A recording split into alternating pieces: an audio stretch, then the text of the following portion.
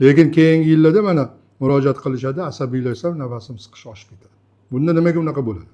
Chunki asabiylashgandan keyin yurak qon tomir tizimida ham o'z-o'zidan o'zgarish bo'ladi. O'sha yurak taxikardiya tez ura boshlaydi, qon bosimi ko'tariladi. Qon bosimi ko'tarilgandan keyin u o'sha o'z-o'zidan bronxlarda ham, nafas yo'llarida ham bosimni oshib ketishiga va natijada o'zi eng yuqori o'sha chidamlilik chegarasida turgan bronxlarni keyin konstriksiyasiga, ya'ni siqilishiga sabab bo'ladi. Mana shuni hisobidan keyinchalik o'sha burun bitishi, ko'z qizarishi yoki nafas siqishi holatlari kuchayishi mumkin. Bu degani asabni o'zidan bevosita allergik xastalik rivojlanib qolmaydi.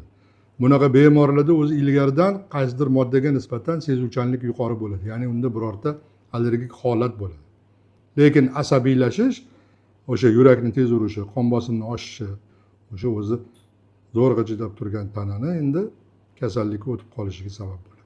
Shuning uchun biz har doim aytamiz, o'sha bemorlarimizga iloji boricha asabiylashishdan o'zini olib qochish kerak. Allergiyasi bor odam, nafaqat u allergiyada, boshqa kasalliklarda ham, boshqa shifokorlar ham aynan shunaqa tavsiyani berishadi.